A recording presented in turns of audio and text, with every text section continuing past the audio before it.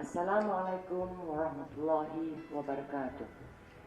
Ladies and gentlemen, when I was asked by Dr. Wanaraini, whom I call Kachi, to speak at this occasion, I was rather hesitant because firstly, I had no such experience before. Secondly, because Ayom stayed with me for only a few years of his growing up years. But then, when I thought over it, I realized that I could not turn it down, because after this, Ayom will be listening to only one lady. So, if I want to say anything, I better say it now, or forever hold my peace. But before I give a few words of advice to Ayom and Diana, let me thank all the guests who had been so kind to grace the occasion and to have given good wishes in words and in their prayers, to have brought gifts for the bride and groom.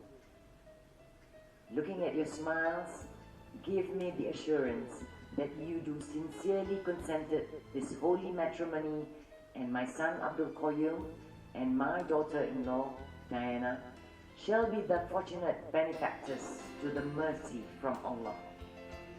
I take this opportunity to express my special appreciation to Kachi. I am much indebted to the generosity and kindness of Kachi. Firstly, for putting up with Ayom for many years since he left school. Secondly, for putting together with her sons and daughters, sons-in-law and daughters-in-law, especially the main movers, Farida, Lokman, Pam, Shahril, Lynn, Izzat, Intan, Khairi, Rosie, Nora, Sham, Apo, and Tengku Shariman.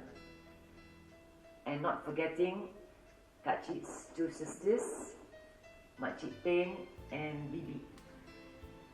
This wonderful reception with all the trimmings. If the father is still alive, he would be expressing the same feelings of gratitude to you all. May Allah bless his soul. Kachi, thank you. My thanks also goes to Nuri, Diana's mother, and Zainal, Diana's father, who had kindly consented to accepting Ayom as their son-in-law. I must share one amazing fact with the guests. It was after knowing Diana for some time that we realized that we had separately known her parents earlier, long before they were even married to each other. Why I said separately? Because I happened to be in the same class with Nuri's sister, Ina, who now lives in US. Coincidentally, in another time zone, before I knew my husband one, he had known Zainal, and he also knew Nuri and Ruby Malik, Nuri's cousin. The meeting together of our two families now is a formalization of casual acquaintance some 40 years ago.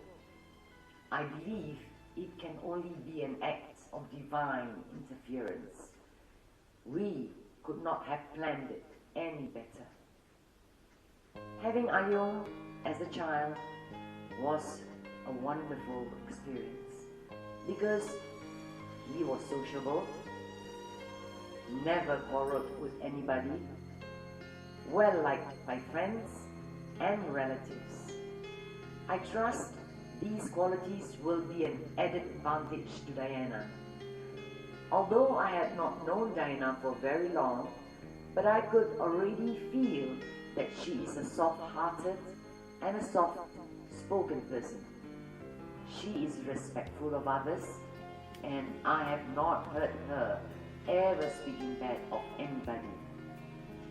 These qualities are good enough to start on the right footing, but marriage is like a new house to be constructed by four hands. Four inexperienced hands learning and doing it together to build a strong home. I know you have met your Miss Right, and Diana, you have met your Mr. Right. But marriage is the start of being that Mr. Right and Mrs. Right. Nobody's perfect, so do not compete against each other to point out who scored the most points. This is one factor that I kept noticing dominating in today's marriages. Do not say, I told you so. That is like confirming the score. It will hurt the partner and would trigger a return match later. Learn to say, I'm so sorry, dear, and thank you so much. Mean it. Maintain courtesies as a rule at all times. If nice words are not likely to flow out at a particular moment for some reasons, then it is better to sit up. Nobody can teach you how to live a life with unconditional love. You learn by trial and errors. There are bound to be mistakes. Don't dwell on them. It doesn't matter whose fault it was. Move on and repair it together.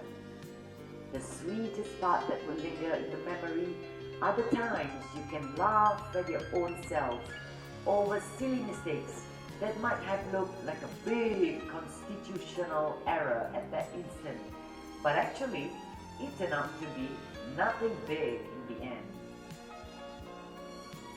If you are building a home, you must have a piece of land. That land belongs to Allah. You must pay the full rent on time by obeying Him 100%. Otherwise, you can't even start building. That rent is salat. I know this is an area that you are struggling to do like anybody else, especially now that you're on your own. Salat is such a heavy thing to do unless you enjoy doing it. If you can imagine, salat is like a long distance phone call to a lover whom you missed so much. Then you will spend quality time doing it.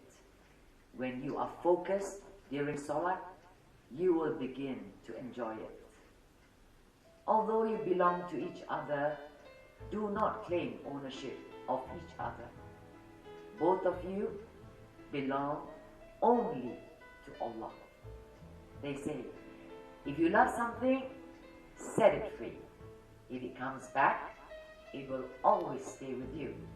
If it never returns, it was never meant to be with you in the first place. I believe a couple can have real fun if they are not too serious as a person. Intellectuality kills sensuality.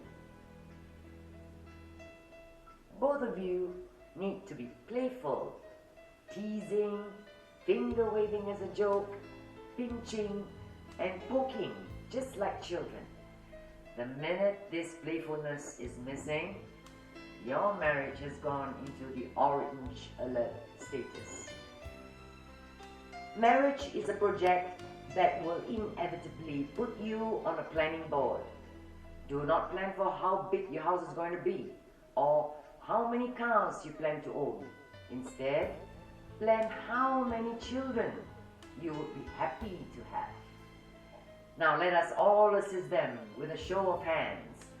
How many would you all recommend them to have? 2? 4? Oh, I had somebody said 5.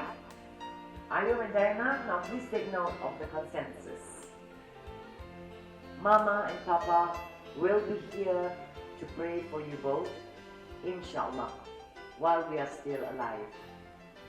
Friends, let us pray that they be blessed with happiness, to always be grateful, and to experience a love that grows and grows, blessed with success and health and fulfillment of every dream, now and for the hereafter.